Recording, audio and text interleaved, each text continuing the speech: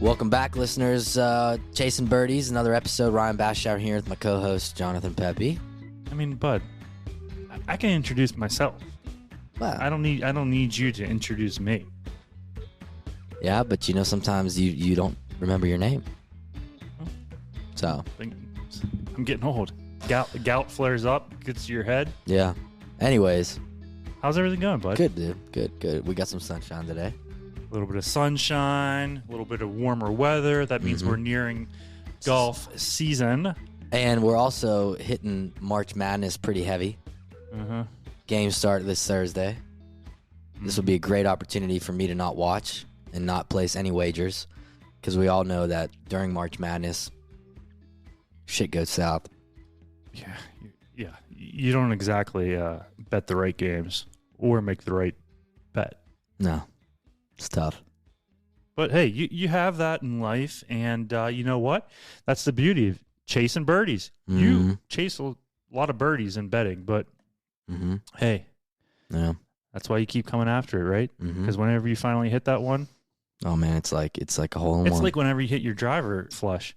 Oh my God. It very rarely happens, but when you do, it feels good and keeps you coming back for more, right? Well, it's funny. My driver's fine, but it's the 7-irons that I'm starting to shank. And I just cold-hearted shanking. Actually, yesterday, with our next guest that's coming up today on Chasin Birdies, had the pleasure of playing golf with him 2 days ago in Nashville. Step up on the 17th tee box, and two knuckleheads are standing on their back porch chirping us. It's a 153-yard par 3. Cold hard shank it up 16 fairway. I got a $1.23 back to the pin. I mean, it was an absolute pure shank, dude. It was you know what I call it? I've mentioned it before, but it's a hosel rocket up Lee Jansen's ass. Oh, so far. But hey, I'm sure he was really impressed with your game, and we are impressed with this guy. The fact that we have him on the pod. We are excited to have Tyler Reeve on the pod today, and the guy can write songs, he can sing songs, Does it all. crack a few cold ones. Cold ones. How about cold tequila? And let me tell you something. He loves golf. It shows. So no, we're absolutely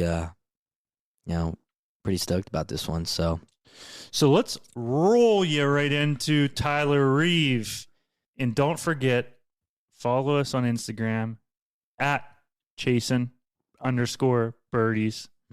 Giveaways, head covers, towels, hats. All right, that's enough. Yeah. I mean, Bash, like I said before, Bash is cleaning out his closet. So hopefully you all wear mediums out there, because there's a lot of them coming to you.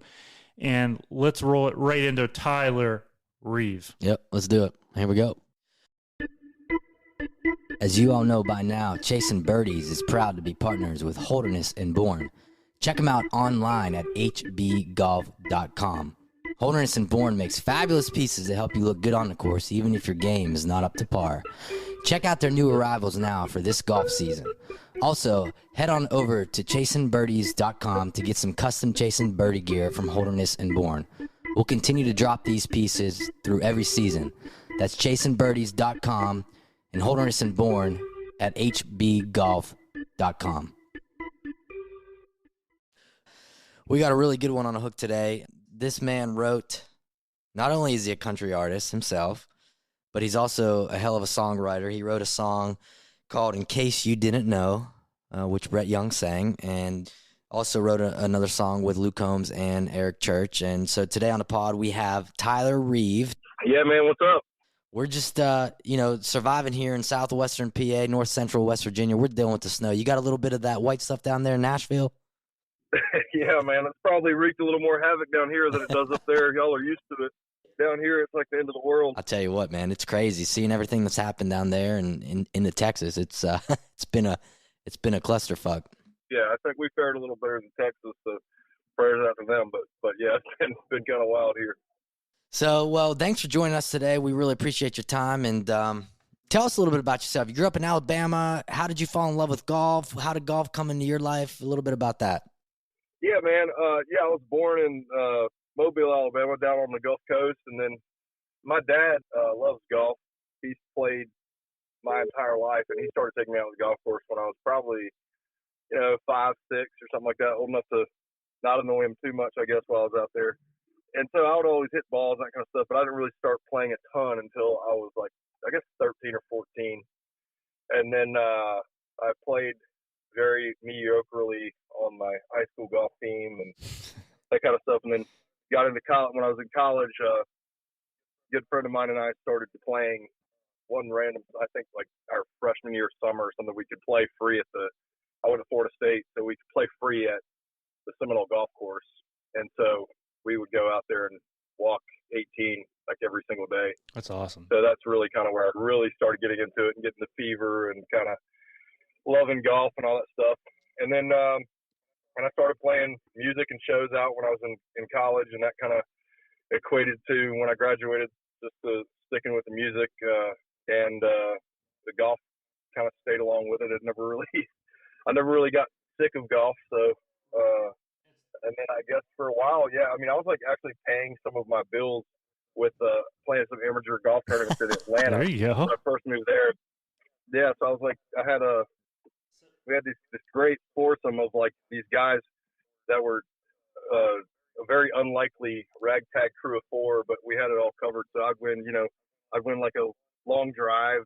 So I'd win the driver, I'd win something else, and win, a pair of golf shoes, wherever. I just go sell them and hustle. Help pay some bills. Yeah, you're just hustling, and you take some money on the side and make it work. So you're living in Nashville right now. How did you get to Nashville? I mean, I know that you're country music yourself, but you're a writer too, so it's an interesting dynamic. Yeah, man. I mean, it's a lot more common now than it was. It kind of used to be writers. There were writers and there were artists, and so someone like George Strait, for instance, who's the king of country music with 65 number 1 hits. George has written a couple over the years, but the majority of his songs were written by different writers, like a Dean Dillon or Aaron Barker, whatever, those kind of guys that were writers and not artists at all. And then George was the artist side of that. And there's still some artists that don't write as much, and it makes them no lesser of an artist or anything. But nowadays, a lot of artists are writers. They've figured out that they can kind of tailor to what they want to say when they're in the room. They become better writers, kind of better at their craft, and then of course they get a percentage of the writer's share as well, which is nice money wise. So when you say writer, okay, because I guess this is something I'm probably not well versed on. Are we talking lyrics? Or are we talking actually chord progressions, or both? Everything, all at one time. So the whole kit and caboodle. Right. So a typical write, and of course those have changed a little with the COVID situation and doing some Zoom writing and stuff, but a typical write in Nashville would be, say the 3 of us meet up, say y'all are my co-writers that day. We'd meet up at maybe 10 o'clock, maybe 11 o'clock in the morning. We'd sit down, kick around some ideas, some titles, whatever. Mm-hmm. And then if there's one that we all kind of gravitate to and think that that's something to chase, we'll kind of settle on that. Then start kind of coming up with a little groove on the guitar and some kind of little melody thing, and then kind of start placing lyrics in there. And then, those lyrics may lead to changing a melody here or there, or some kind of different thing structurally with a chord progression. And usually, in about 3 hours, maybe 4 hours max, you walk out with a song that's finished. Wow. That's crazy, because you've probably written a lot of songs, right? Yeah, for sure. Yeah, man. I mean, it's like, it really is. So they break it down. If I write a song with 2 other guys, that really counts like towards my publishing deal as 1/3 of a song. It doesn't. I only own 33% of the song, right? But so if I write 150 songs a year, as those get turned in, it equates to me writing 50 songs a year in their eyes. But the actuality of what you've been a part of writing and songs you've written, yes, I mean, a lot of writers are writing between 100 and 200 songs a year. So which you go back and look at that for a while, and it adds up pretty quickly. Which is crazy, because it's that the name of the podcast is Chasin Birdies, and that's what you're chasing the next hit on every time you're writing a song. You're trying to chase that next hit. Absolutely, and I mean, there are a lot of similarities with golf and songwriting itself, and I think that's why so many songwriters love playing golf. But it's a similar thing. I mean, it's hard.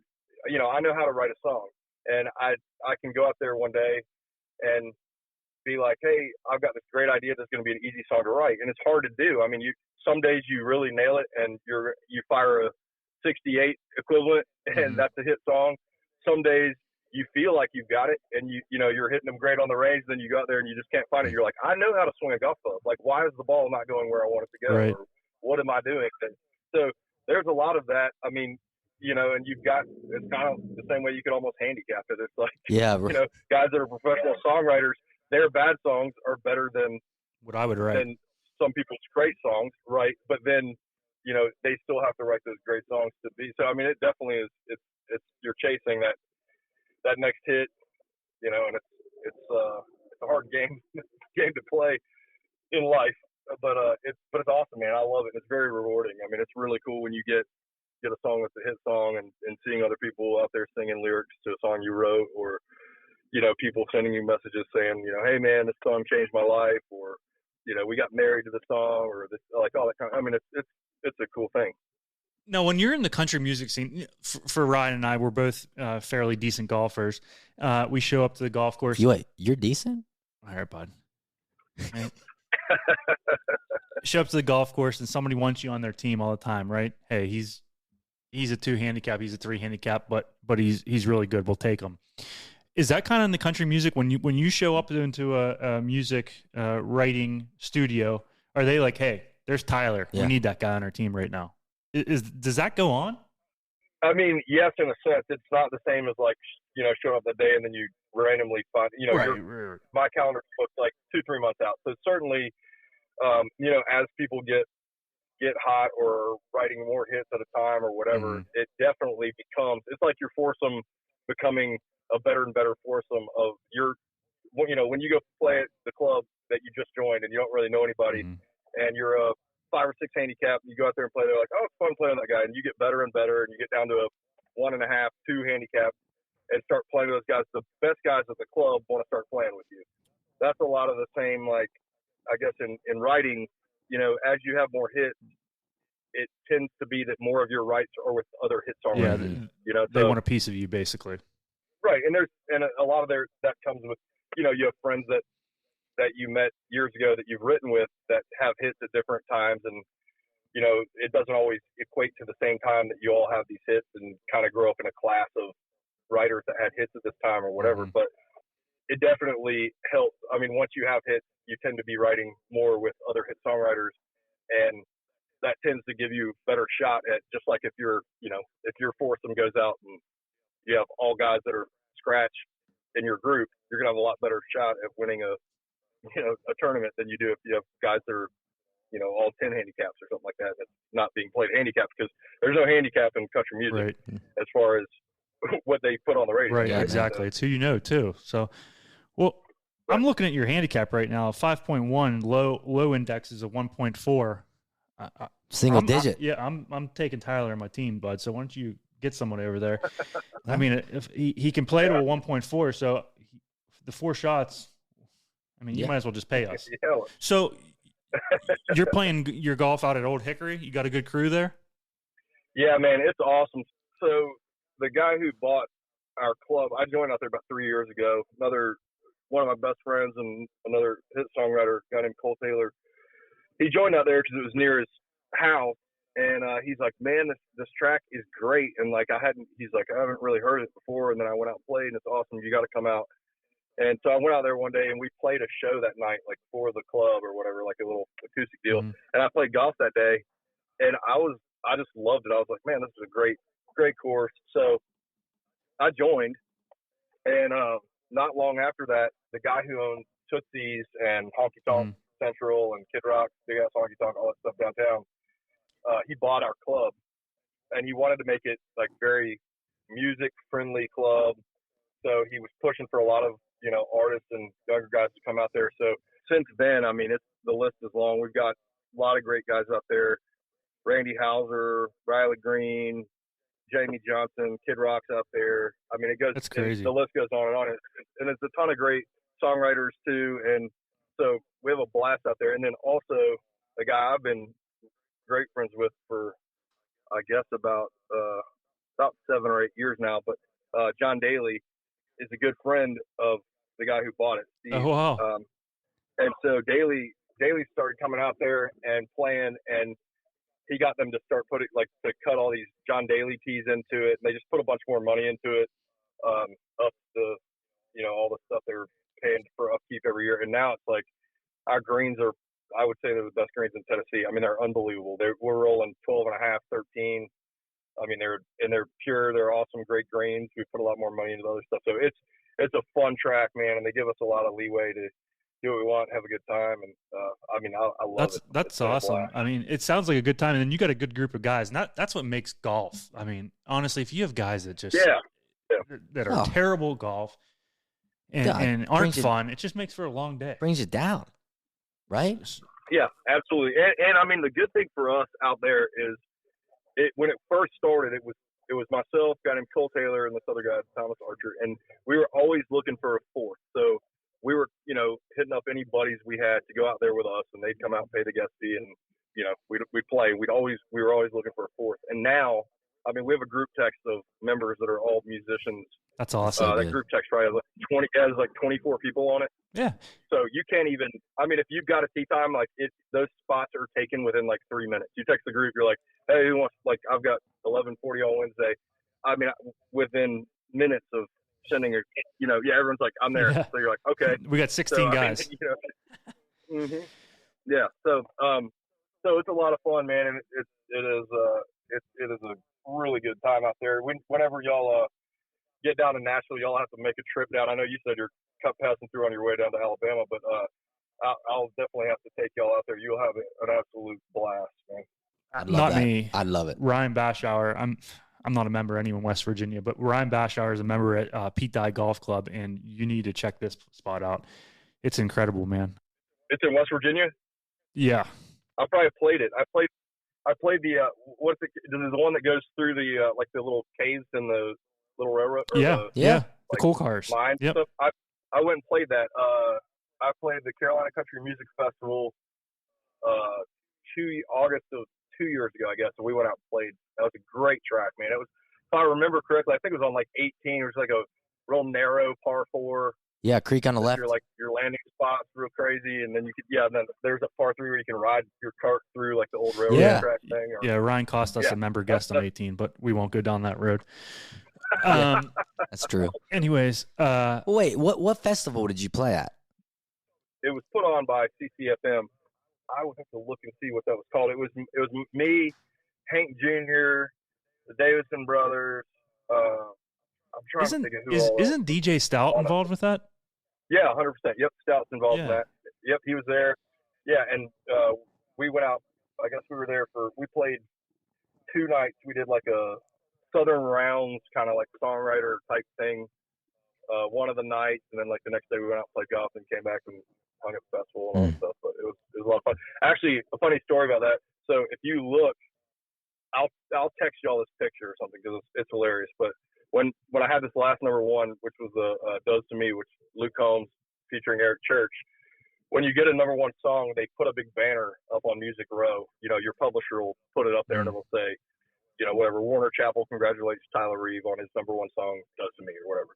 So I get a message and they're like, hey, send us a picture, for the number 1. And most people, you send in these like headshots you got or whatever, some kind of picture like that.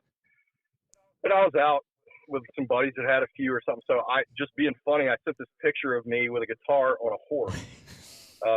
And it was from that festival. I got on a horse with my guitar and was on the That's hilarious. Sorry.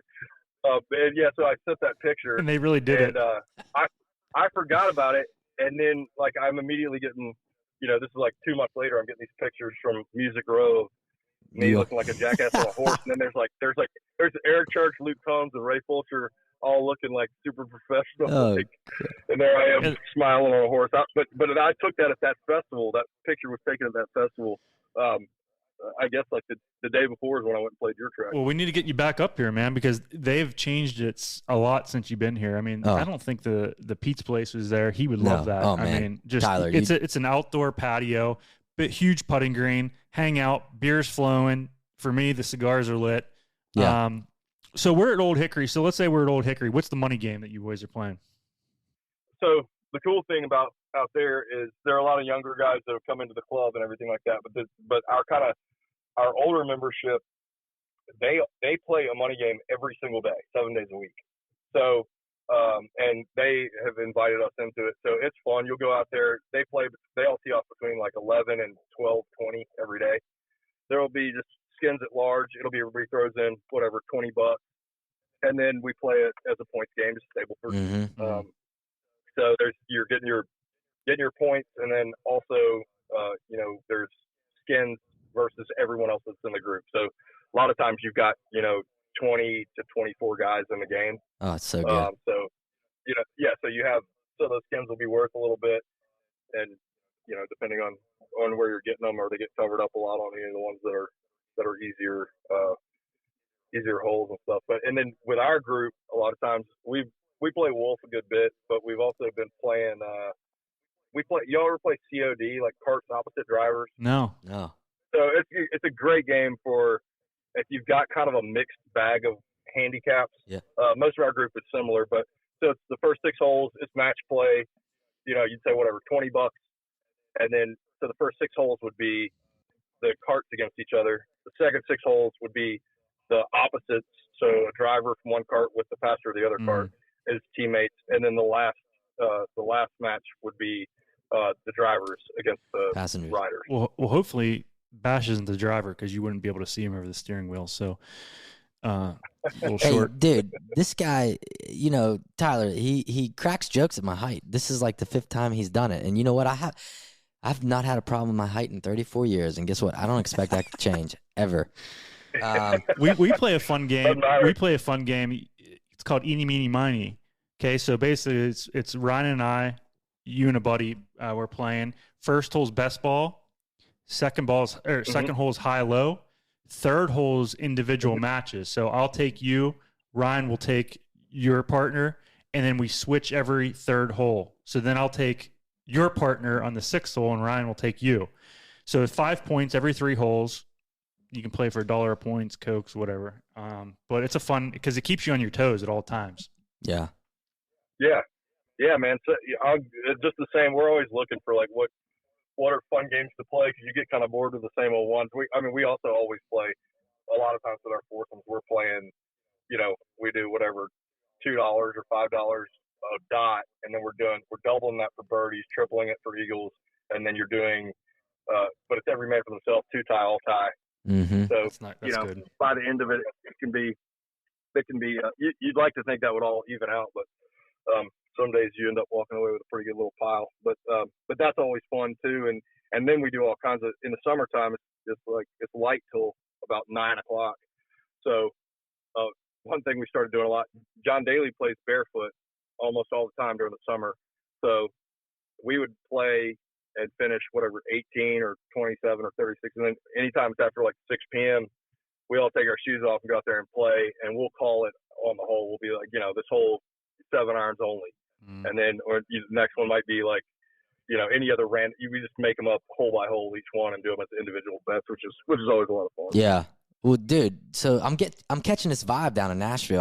I was playing at Troubadour in November, and ironically, Brett Young was on range. I didn't.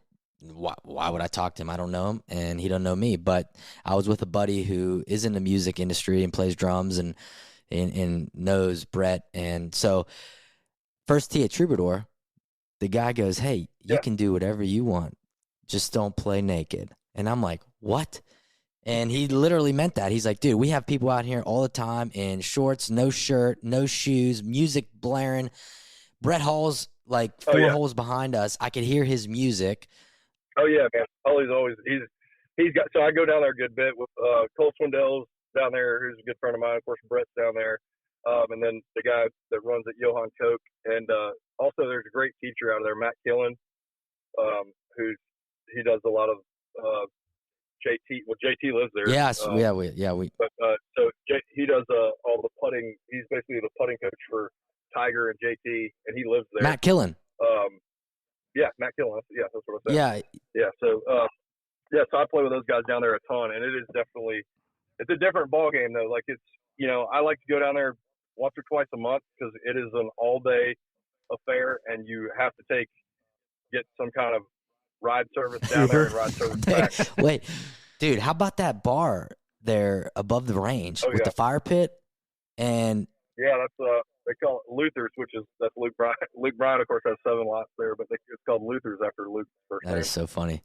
That range. Yeah, and it's a great track, man. Great track. Oh man, you can't beat the range with the tractor, and they got actually last time I was out there, they have fires everywhere out there, as you noticed, like that they're intentionally burning, not like on fire, but and they put some out in the range not too long ago. There's one like 160 yards out there, and I pulled an 8-iron out of the bag, like first swing I hit, it lands in the fire pit, sends all this like crazy smoke and sparks up and everything, and the guy that worked at the range there, he's like, "Oh my god, dude, I've been waiting to see something like a ball actually go in there." He's like, none of them have gone in yet, so that's definitely cool. That range is unbelievable. That's definitely one of the best in the country. Well, it's a TrackMan range too, so I mean, all you got to do is download that app on your phone and start hitting balls, and every shot is picked up on your phone.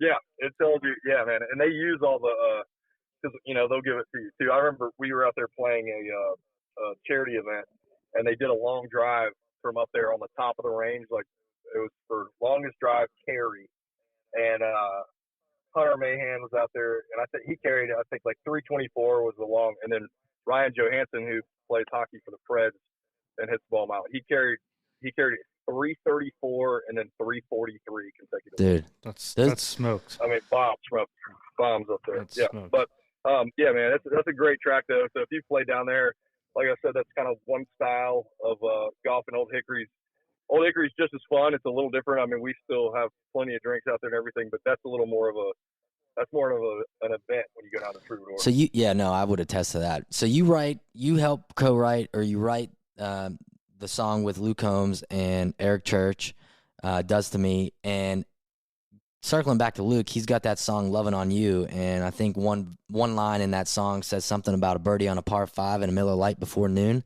How true is that? I mean, is he? Yeah, definitely, man. And yeah, well, and I mean the thing is, so Ray Fulcher. That song was written. "Lovin' on You" was written by Thomas Archer, one of those 3 guys I was talking about. We were the first 3 out there at Old Hickory. Thomas was a co-writer on "Lovin' on You," and another guy named James McNair, who is actually now out at Old Hickory, great golfer. His dad owns a golf course, all kinds of stuff. But yeah, that's for sure. I know Luke's had he's gotten a little disheartened with his golf game as of late. I think the last time we were supposed to go play golf, I was told he had given up golf, that it wasn't as fun for him. Was it Lent? Is it Lent? Maybe that's why. Yeah, it's true. It was Lent started last Wednesday, so. Yeah. Well, that happens. Yeah, he said really it's just that he likes to be good at everything he does, and golf is just so hard. Yeah. That's understood. But yeah, he goes out, he does some golf tournaments and stuff like that. I'm sure he has fun out there. Ray Fulcher, who's written a ton of stuff with him, and a good buddy of mine, loves golf, and we've been tailoring that into a lot of shows we do. Like we just went to Orlando. Ray Fulcher and I did, and played 2 nights in Orlando. We played Friday night at the Country Club of Orlando, played a show, and then the next night we did open to the public ticketed event show. And Friday we played Islesworth, and then Saturday we did Country Club of Orlando. Dude. And then I think so we tailor all that stuff into there. I think next time we're going down, we're doing playing Lake Nona and all that stuff. So I mean, we love all that. I mean, that's all I'm trying to do is I just want to play all the best stuff. Amen, dude. How good is Isleworth? I played Isleworth. I used to play in the Isleworth Invitational. This year I did not. I went to Scottsdale with my other buddy to play in an event. But dude, Isleworth last year I played with Stuart Appleby, and dude, how good are those greens? They're great, man. I was actually surprised because, to be honest, I don't love Florida golf as much. Like the grass is always like a little grabby, and the greens always seem a little slow to me, which I get because of the heat they're dealing with throughout the summer and stuff. Those greens always seem to me like they're rolling like 9, maybe a 10 if you're on a good one. Isleworth, I mean, those things were flying. They were probably 12 and a half, and it's a very I figured out that it's quadrant green golf. Like you have to know what quadrant to hit it on, because if you're not, you're not even on the green, or if you have a putt left somewhere, you can't keep it on the green, that kind of stuff, which is similar to Old Hickory. We have kind of the same thing. It's, we've got holes where you can be on and 2 and a par 5, but if you're behind the hole after your putt, you're going to be 30 yards short of the green again at the bottom of the hill. What did you do on number 2 at Isleworth? That's that long, skinny par 3. Yep, I hit a 6-iron about probably like I'd say 5 yards left of the green, and then got up and down. Amen. The guy I was with though that plays there all the time, he hit it to like 10 feet and drained it. And he said that was his first birdie he's ever had there. It's a great hole though, but I think that hole too, like it's more a mental thing because the shot itself is not that difficult. It just looks like such a shoot that you're like, man, if I pull this at all, or if I push this, block it a little bit, and it's it's a little bit daunting to look at. I don't think it's if you can get that out of your head, I don't think it's as tough of a hole, but it's a really cool. It's definitely when you're 2 holes in on a 185 yard par 3, and you've got about a 15-yard wide shoot to go to the green. It's definitely a little nerve-wracking. Dude, yeah, it is. No, they got some good courses around there in Orlando, obviously. Yeah, they do, man. They do. And honestly, like Country Club Orlando is a great track too, man. We had fun playing that. I've never played there either. And then I just got on. I'm going down in April to play Grove 23 for MJ's new course. I hear that, which is incredible. Yeah. They say they deliver your drinks with a drone. With a drone. And then that's what I said. I was telling. So I think Cole Swindell's going down there with me. Is the plan as of now, and I was like, they deliver your drinks with drones, and he's like, yeah, that's what I heard. Oh. And I was like, so it literally might be raining transfusions. Right. So well, I heard. Where were we? Oh, that is great. Ryan and I just played in the Sea Island Invitational down in Sea Island, Georgia. 49 country clubs. The boys won it.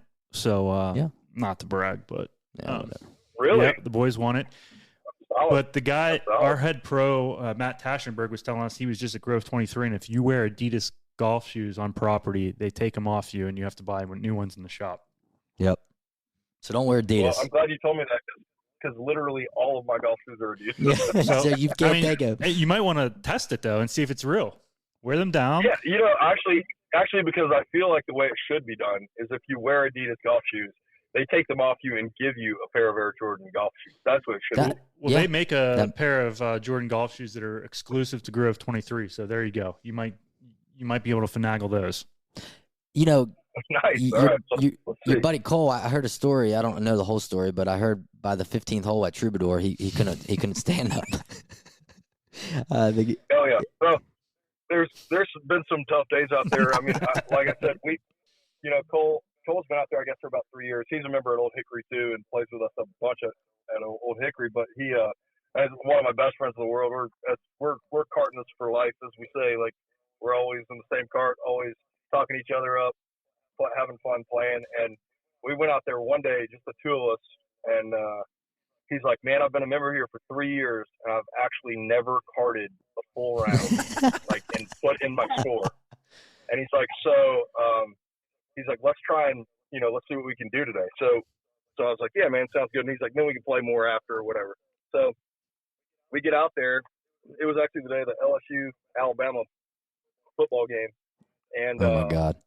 So he and I are both friends with some of the LSU coaching staff, and they went out there that morning.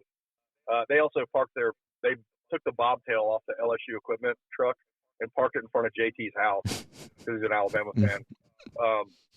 And of course JT had flown down to it was actually the LSU Vandy game LSU was here playing Vandy, so that's why they were here, and Alabama was playing elsewhere. They weren't playing each other. And JT had flown down to the Alabama game, and I guess he sent them a message, he's like, if that thing's not gone from the front of my house when I get back, it's going to be on fire.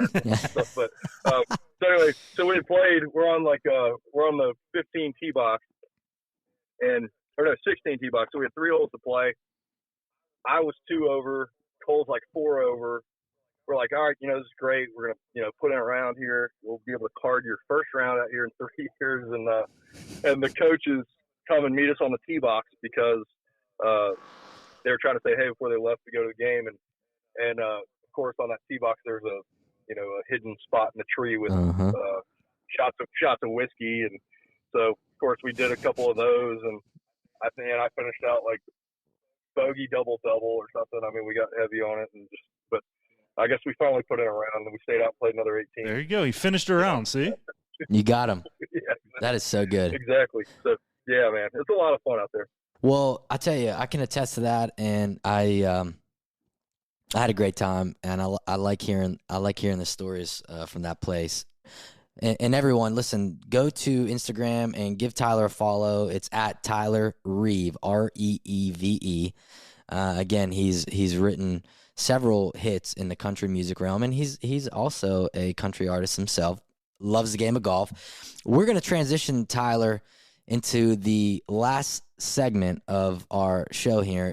It's called the tap-in segment, and Jonathan's going to ask you 4 or 5 questions, and your prompt response on the spot is necessary to complete this. And this is brought to everyone by 44 Concierge.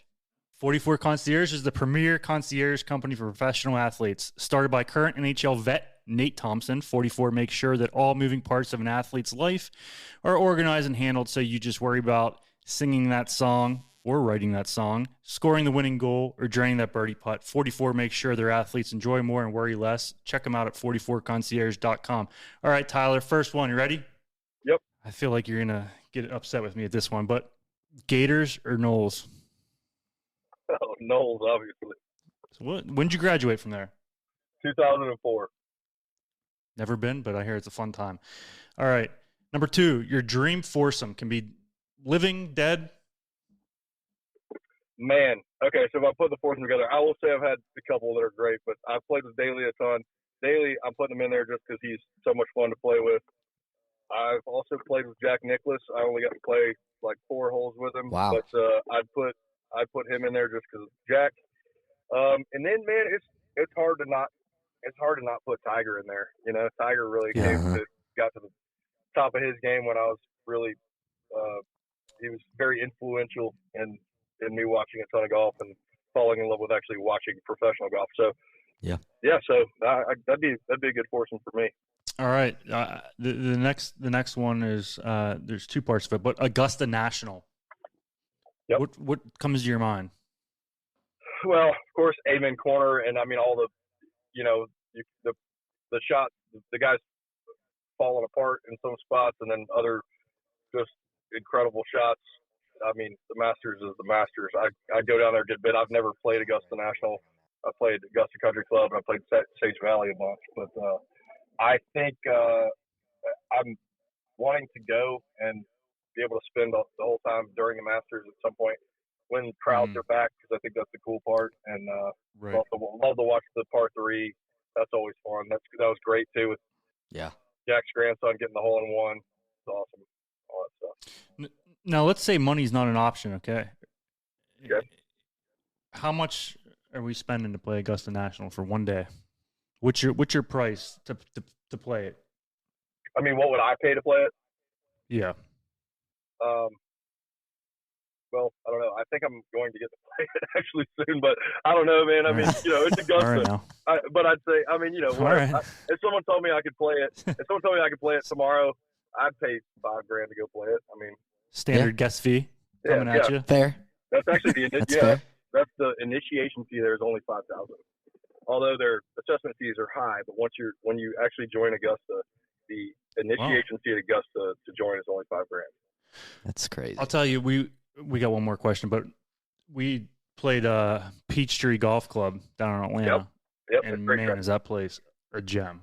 Yeah. Unbelievable. All right, last one. Artist that you want to write a song for currently, or you wished you wrote a song for that passed away?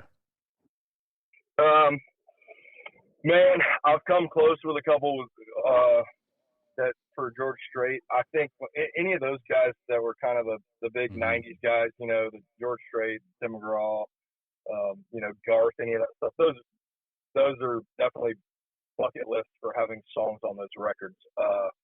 And, you know, I've come close. I haven't ended up with anything on there, but I love so many of the artists that are out now and feel like I'm living a dream anyway, getting to write songs and put songs out with them. But yeah, I'd say, I mean, man, George Strait, you know, why would you want to be a part of that? Guy's got, you know, 65 number 1 hits. Pretty awesome. That's crazy. That is unbelievable. Yeah, I mean, you think about if he does a 3-hour show every night, 2.5, 3 hours, he's got to leave 35 number one hits out of his set. So, think about that. God. So, for me, I'm like, cool. I'll put these I'll sprinkle these two amongst my songs I'm doing. He's like, which 35 number one hits are we leaving out of the set tonight? Oh, all perspective, though, Yeah, that's for sure. We really appreciate you giving us your time. I know you're a busy man, and really enjoyed talking with you a little bit. Yeah, guys, thanks for having me, man. Anytime, and I'm looking forward to following along and listening to the podcast as you talk to some more guys and stuff. But it's been a pleasure, and I'm glad you asked me to do it. Yeah, no, thank you so much, and keep chasing those birdies. Yeah, man, I will. Y'all too.